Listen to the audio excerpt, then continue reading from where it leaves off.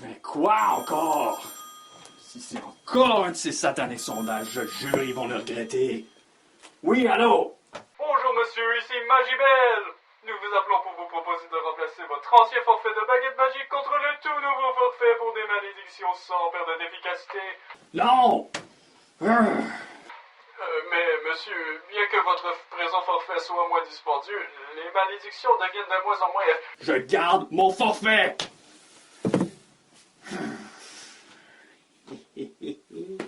J'ai sauvé de l'argent. Salut tout le monde, nous voilà de retour! Pour ce 3e épisode, je vais critiquer un jeu qui a frustré plusieurs joueurs, Super Star Wars. Sorti en 1992 sur Super Nintendo, il est développé par Sculptured Software et LucasArts, et c'est JVC Musical Industries qui l'a édité le premier. Ce jeu à un joueur est ressorti par la suite en 2009 sur console virtuelle de la Wii, puis en version refaite par Code Mystics sur PlayStation 4 et PlayStation Vita en 2015. On contrôle Luke à pied pour la plupart des niveaux, mais il y en a 2 où l'on est en Landspeeder ainsi que 2 autres en X-Wing. Dans le tout premier cas, côté maniabilité, c'est impeccable. Hormis un défaut, directement lié aux commandes, le grand saut. Parce qu'il se fait avec la flèche du haut enfoncée puis B, et si vous ne voyez pas le problème, le voici. C'est fatigant pour le pouce. C'est plutôt mineur comme défaut, mais Y puis B pour sauter aurait tellement mieux fonctionné que ça. On a des choix de commandes préarrangés, comme dans Need for Speed Most Wanted, qu'on a traité plus tôt, mais bien entendu, aucun ne peut sauver ce cas. Dans ces niveaux, on progresse de la même façon jusqu'au niveau 6, où Ben nous donne le sabre laser. Maintenant, on peut changer à volonté entre l'arme à feu et notre nouvelle arme.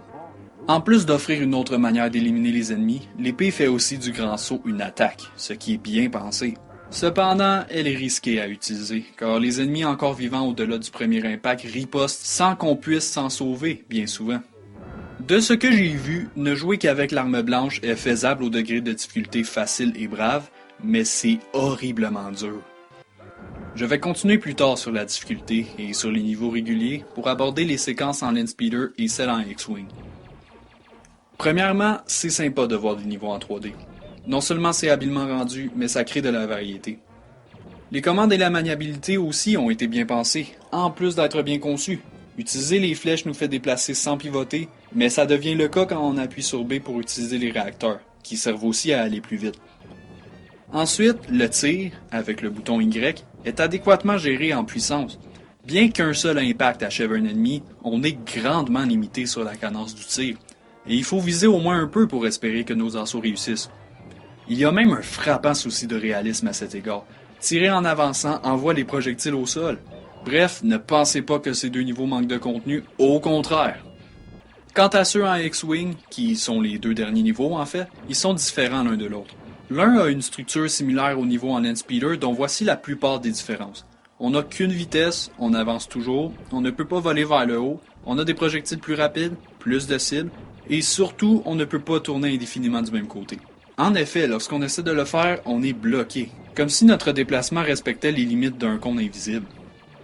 Au premier regard, ça m'avait l'air d'un défaut, mais maintenant, je crois qu'il s'agit en fait d'un moyen pour éviter qu'on ne s'échappe trop facilement des ennemis. Dans l'autre niveau, on se retrouve à jouer à Airwolf sur NES, mais en beaucoup plus intense et difficile. Les ennemis et leurs projectiles fusent de partout, tellement qu'une seule seconde d'inattention est suffisante pour se faire toucher. Bref, ces séquences-là ont indéniablement moins de contenu, mais le rythme plus élevé est une compensation bien appropriée. Nous voilà de retour au sujet des niveaux à pied. À partir du niveau 9, c'est Chewbacca qui amène du contenu supplémentaire, car on peut maintenant le sélectionner comme personnage jouable. De même pour Han Solo au niveau suivant. Eux n'ont pas de sabre laser, mais ils commencent avec une amélioration d'armes, et leur jauge de vie, tout comme leur vitesse, est différente. C'est une bonne surprise, tout simplement. À propos des décors, on n'a pas la plus grande variété ici, mais ce n'est pas nécessairement ce qu'on veut dans un tel cas. car ce jeu est une adaptation d'un film. On veut donc des décors qui s'en tiennent à ceux de l'œuvre d'origine à une certaine mesure. Et si vous la connaissez, cette œuvre d'origine, vous pouvez en déduire que c'est amplement le cas. Ce qui est particulièrement varié, toutefois, c'est la structure des niveaux. Si ça ne va pas de gauche à droite, ça va du haut jusqu'en bas ou dans toutes les directions confondues. C'est déjà très bien ici, mais ça va plus loin encore. Certains niveaux sont plus axés vers le combat, alors que d'autres le sont davantage vers les bonds entre plateformes. Mais presque chacun est un unique mélange des deux. Pour la musique, c'est à l'instar des décors. Il n'y a que 5 pistes sonores dans les 15 niveaux, dont une qui n'est présente que le temps d'un niveau.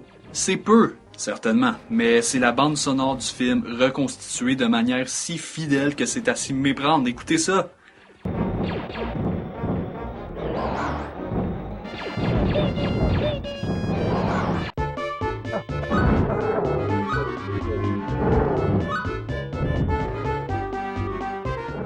En ce qui concerne l'histoire, elle aussi. Elle est narrée presque exactement comme dans le film. Les changements présents sont là pour créer plus d'action, ce qui va de soi pour un jeu d'action comme celui-là. Par exemple, dans la scène de la cantine, il n'y a que 2 altercations assez brèves. Dans le jeu, cependant, c'est presque chaque entité sur place qui veut la mort de notre personnage. Le dernier point qui reste est celui dont j'ai effleuré la surface tout à l'heure, la difficulté.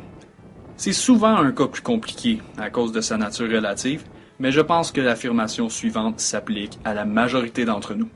Ce jeu n'est aucunement facile. Je le trouve assez exigeant en difficulté facile et sérieusement défiant en difficulté brave, à laquelle je n'ai pas réussi à finir le jeu. Rien à voir avec Power Rangers Sauvetage éclair. Ce qui me fait penser à quelque chose. Il me faut environ 1 heure pour compléter le jeu, mais ça, c'est en tenant compte que je n'ai jamais atteint le Game Over.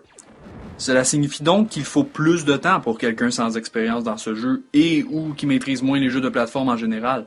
Tout ça pour en venir à ceci. Un système de mots de passe aurait été apprécié.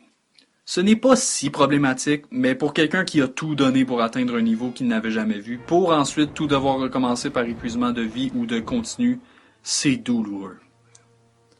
La difficulté est haute assez vite, mais elle est composée d'obstacles justes en majorité, et la courbe s'élève bien. Juste en majorité, car il y a des moments injustes, qui s'appellent pièges mortels et vides à profusion. Regardez-moi ça. À quel point je colle le mur à droite pour éviter cette lave, mortelle au contact, bien sûr. Bref, Super Star Wars est un rescapé grandiose. Non seulement la malédiction n'a pas pu le ruiner, mais il représente tellement bien le film, c'en est stupéfiant.